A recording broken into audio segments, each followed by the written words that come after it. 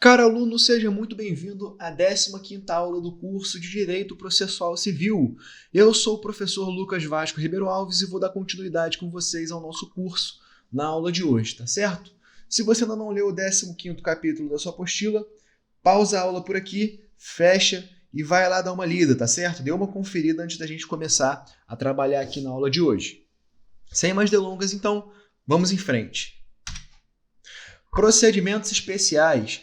Os procedimentos especiais são conjuntos de regras processuais previstas no Código de Processo Civil Brasileiro, que regulamentam a tramitação de determinadas categorias de ações judiciais, adaptando-se às particularidades e necessidades específicas de cada matéria. Esses procedimentos têm o objetivo de proporcionar uma tutela jurisdicional mais efetiva e adequada aos interesses das partes envolvidas, garantindo a celeridade, a economia processual e a segurança jurídica. Vamos discorrer detalhadamente sobre os procedimentos especiais no contexto jurídico brasileiro. Vou começar aqui então com fundamentos legais. Os procedimentos especiais estão fundamentados nos seguintes dispositivos legais: Código de Processo Civil, CPC, livro 4º. Os artigos 539 até o 770 do Código de Processo Civil estabelecem as normas gerais dos procedimentos especiais, regulamentando as ações de natureza especial e suas respectivas peculiaridades. Tipos de procedimentos especiais.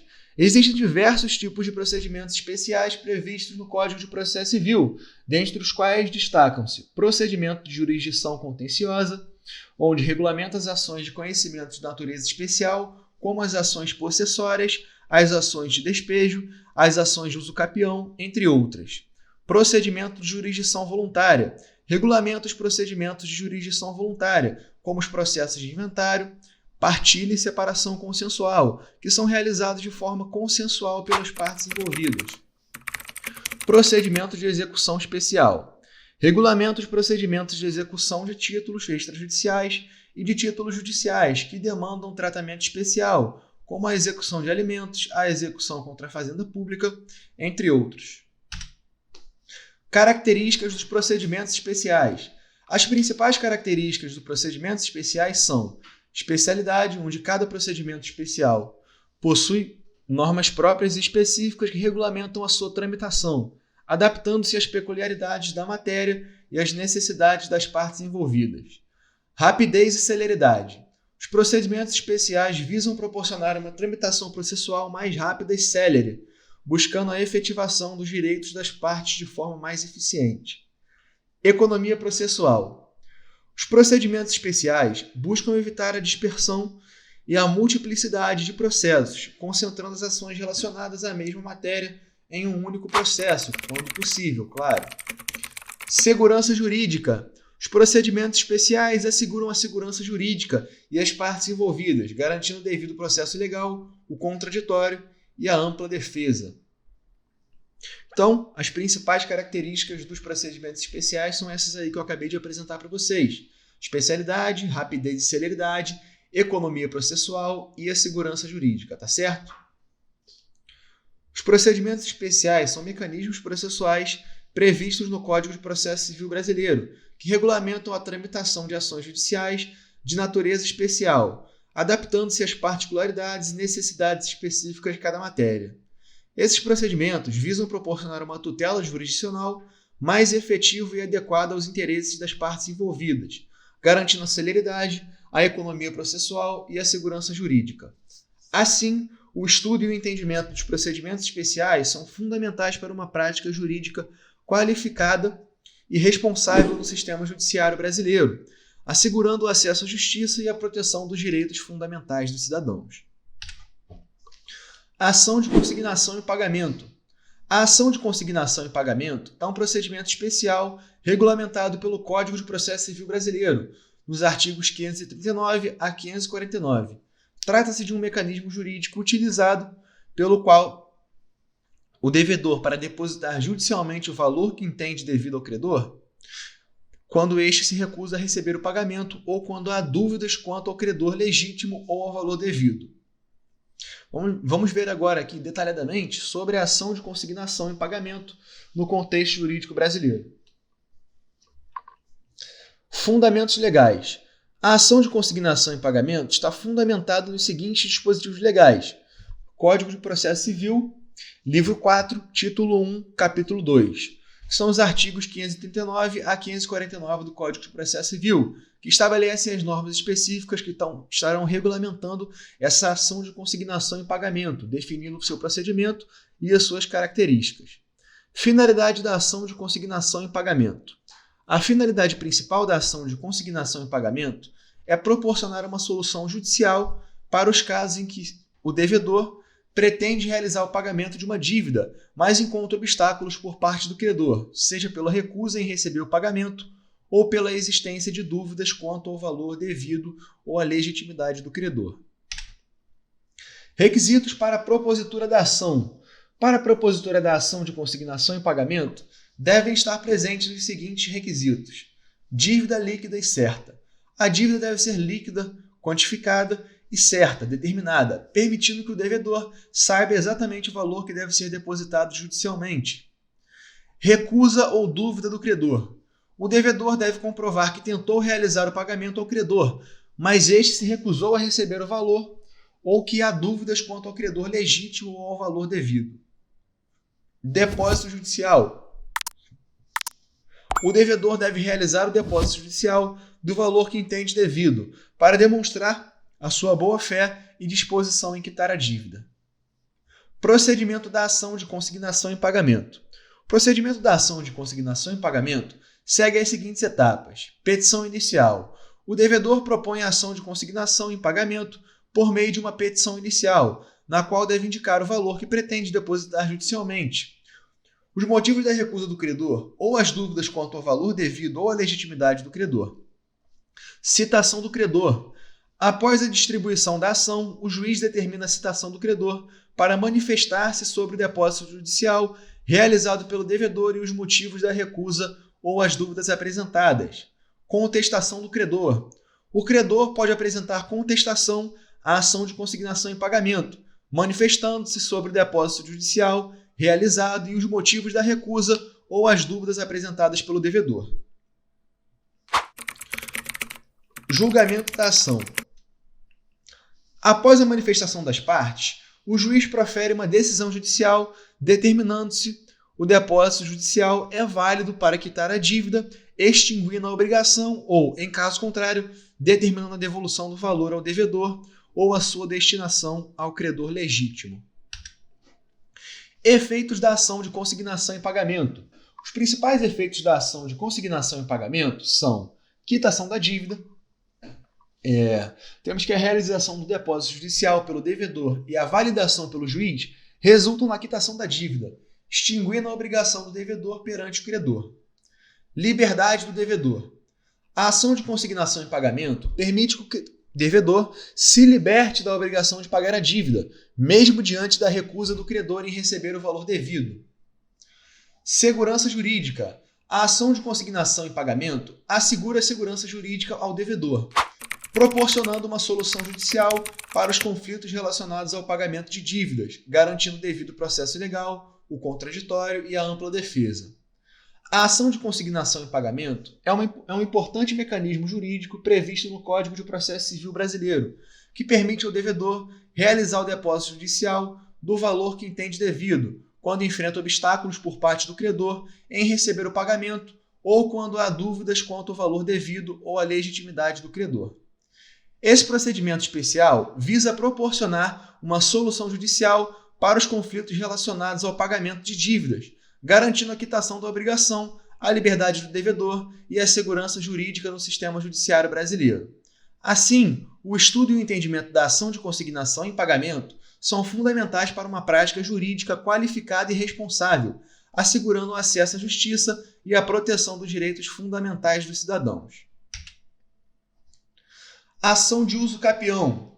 A ação de uso capião é um procedimento especial previsto no Código de Processo Civil brasileiro e na legislação civil, que tem como objetivo conferir ao possuidor a propriedade de um bem móvel ou imóvel, em razão da posse prolongada, contínua e pacífica do mesmo, durante um determinado período estabelecido em lei. Trata-se de um mecanismo jurídico que visa regularizar a situação de quem ocupa um bem de forma mansa e pacífica, conferindo-lhe o direito de propriedade sobre o mesmo. Vamos discorrer detalhadamente sobre a ação de uso capião no contexto jurídico brasileiro. Fundamentos legais. A ação de uso capião está fundamentada nos seguintes dispositivos legais: Código Civil, artigos 1238 a 1248, estabelecem as normas gerais sobre a uso capião, definindo os requisitos e os procedimentos para a aquisição da propriedade de bens móveis e imóveis por meio da posse prolongada e ininterrupta.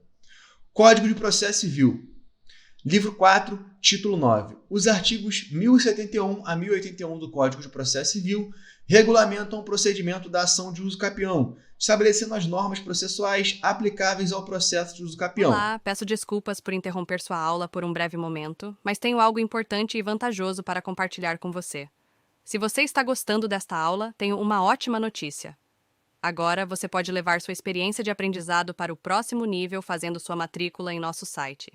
Ao se matricular, você terá acesso exclusivo a uma série de benefícios. Primeiro, você pode baixar a apostila completa do curso em PDF, perfeita para acompanhar as aulas e revisar o conteúdo sempre que precisar. Além disso, ao concluir o curso, você terá a oportunidade de adquirir um certificado de conclusão, um grande passo para o seu desenvolvimento profissional e acadêmico. E sabe o que mais? Ao assistir às aulas diretamente em nosso site, você terá uma experiência de aprendizado sem interrupções ou propagandas. Isso significa mais foco e eficiência no seu estudo. Então, não perca essa chance. Clique no link na descrição deste vídeo ou visite nosso site para se matricular agora mesmo. É rápido, fácil e vai transformar a maneira como você aprende. Agora, vamos voltar à aula. Obrigado por sua atenção e nos vemos no site. Processo de uso capião. Modalidades de uso capião. Existem diversas modalidades de uso capião previstas na legislação brasileira, dentre as quais destacam-se: uso capião extraordinário, artigo 1238 do Código Civil, para quem possui imóvel urbano ou rural por mais de 15 anos ininterruptos, sem oposição, adquirindo a propriedade plena do bem. Uso capião ordinário, artigo 1242 do Código Civil, para quem possui imóvel urbano ou rural por mais de 10 anos, exercendo posse contínua e sem oposição, com justo título e boa-fé. Uso capião especial urbana, artigo 1240. Para quem possui imóvel urbano de até 250 metros quadrados, utilizando-o como moradia ou para sua família por mais de 5 anos ininterruptos com sua oposição. Uso capião especial rural, artigo 1239. Para quem possui imóvel rural de até 50 hectares, utilizando-o como sua moradia ou para sua família por mais de 5 anos ininterruptos e sem oposição. Uso capião coletiva, para comunidades que ocupam áreas urbanas de forma coletiva pelo prazo de 5 anos ininterruptos com natureza de moradia. Requisitos para a ação de uso capião.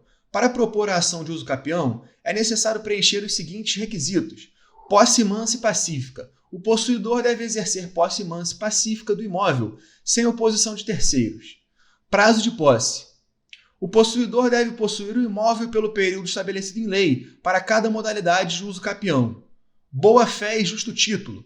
Em algumas modalidades de uso capião, é necessário comprovar a boa-fé e a existência do justo título para a posse do imóvel. Objeto do uso capião. O bem do objeto do uso capião deve ser suscetível de uso capião, ou seja, deve ser um bem móvel ou imóvel passível de aquisição por meio da posse prolongada. Procedimento da ação de uso capião. O procedimento da ação de uso capião segue as seguintes etapas. Petição inicial. O interessado propõe a ação de uso capião por meio de uma petição inicial, na qual deve indicar os requisitos legais para uso capião e os documentos comprobatórios da posse do imóvel. Citação dos interessados. Após a distribuição da ação, o juiz determina a citação dos interessados, proprietários, confrontantes e possíveis terceiros interessados para manifestarem-se sobre a uso capião pretendida.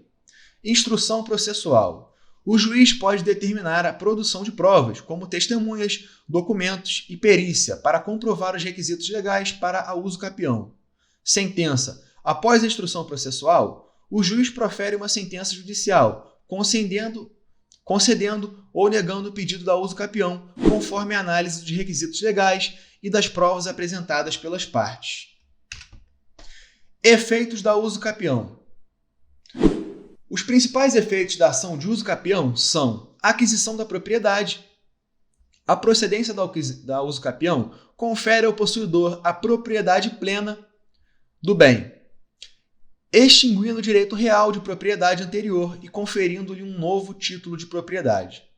Segurança jurídica. A ação de uso capião assegura a segurança jurídica ao possuidor, proporcionando uma solução judicial para a regularização da posse e a aquisição da propriedade do imóvel ocupado de forma mansa e pacífica. Regularização fundiária. A ação de uso capião contribui para a regularização fundiária, promovendo a inclusão social e o acesso à moradia digna para a população que ocupa áreas urbanas e rurais de forma prolongada e ininterrupta.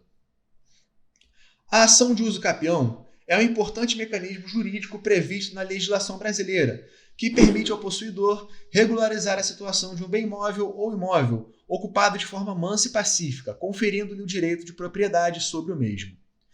Esse procedimento especial visa garantir a segurança jurídica, promover a regularização fundiária e assegurar o acesso à moradia digna para a população que ocupa áreas urbanas e rurais de forma prolongada e ininterrupta.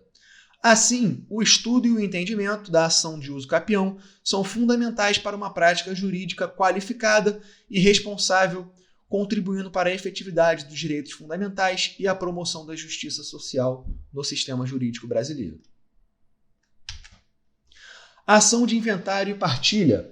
A ação de inventário e partilha é um procedimento judicial previsto no Código de Processo Civil Brasileiro, que tem como finalidade realizar o levantamento dos bens, direitos e dívidas do falecido e promover a divisão desses bens entre os herdeiros, conferindo-lhes a respectiva posse e propriedade. Trata-se de um mecanismo jurídico essencial para a regularização da sucessão hereditária e a transferência patrimonial aos herdeiros de forma adequada e segura. Vamos discorrer detalhadamente sobre a ação de inventário e partilha no contexto jurídico brasileiro. Fundamentos legais. A ação de inventário e partilha está fundamentada nos seguintes dispositivos legais: Código de Processo Civil, livro 4, título 3, capítulo 1, os artigos 610 a 673 do Código de Processo Civil regulamentam o procedimento da ação de inventário e partilha, estabelecendo as normas processuais aplicáveis ao processo de inventário e à partilha dos bens do falecido. Código Civil, artigos de 1784 a 1989.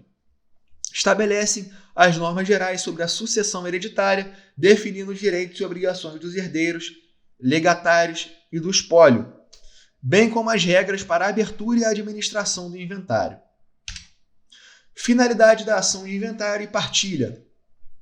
A finalidade principal da ação de inventário e partilha é promover a regularização da sucessão hereditária do falecido, realizando o levantamento dos bens, direitos e dívidas deixados, e procedendo à divisão desses bens entre os herdeiros, conferindo-lhes a respectiva posse e propriedade, de acordo com a lei e a vontade do falecido, manifestada em testamento ou na ausência deste, conforme a ordem de vocação hereditária estabelecida no Código Civil. Requisitos para a propositura da ação de inventário e partilha. Para propor a ação de inventário e partilha, é necessário preencher os seguintes requisitos: morte do autor da herança. O falecimento do titular dos bens, direitos e obrigações é o evento inicial que enseja a abertura do inventário. Existência de bens, direitos e obrigações. É necessário que o falecido tenha deixado bens, direitos e obrigações a serem inventariados e partilhados dentre os herdeiros.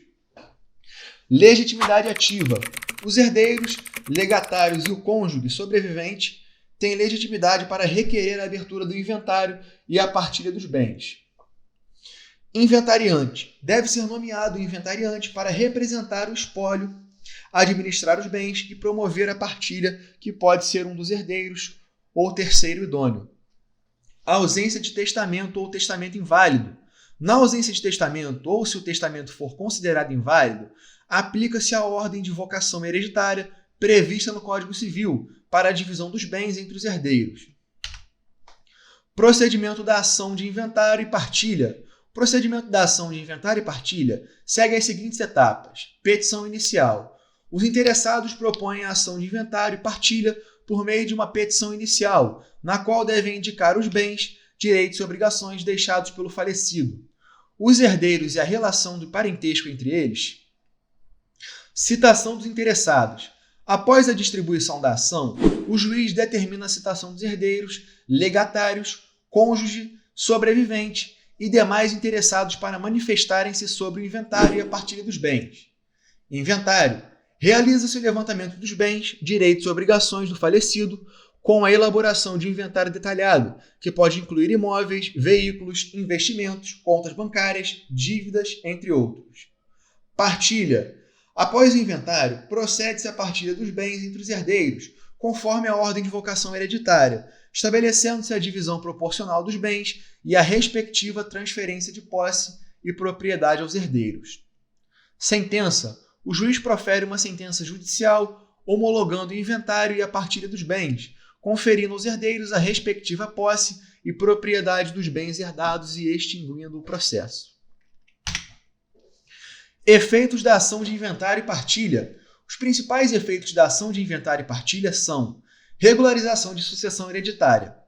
A ação de inventário e partilha promove a regularização da sucessão hereditária do falecido, conferindo aos herdeiros a respectiva posse e propriedade dos bens herdados.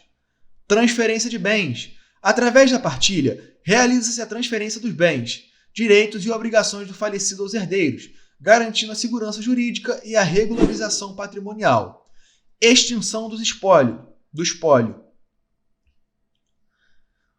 Com a conclusão do inventário e da partilha, o espólio é extinto, encerrando-se a responsabilidade do inventariante e promovendo a divisão definitiva dos bens entre os herdeiros.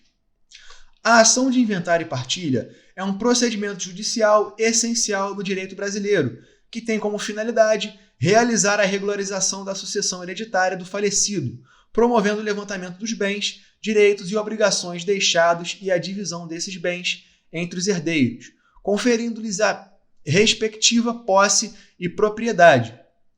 Este mecanismo jurídico assegura a segurança jurídica, promove a justa divisão patrimonial e contribui para a efetivação dos direitos dos herdeiros, garantindo o cumprimento da vontade do falecido e a preservação do patrimônio familiar.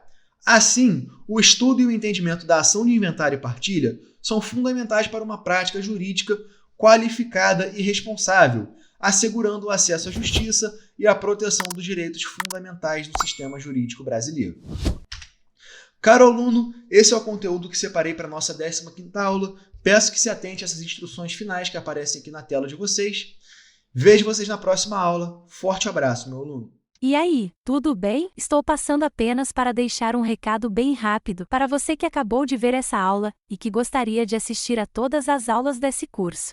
É bem fácil, basta você clicar no link que está na descrição deste vídeo ou acessar www.novacursos.com.br. Fazendo sua matrícula em nosso site, você terá acesso a todas as aulas desse curso e mais centenas de outros cursos, além de poder fazer avaliação. E caso você queira, poderá estar adquirindo o certificado com um valor bem acessível. Esse foi o recado que eu queria dar. Aguardo sua matrícula. Até breve.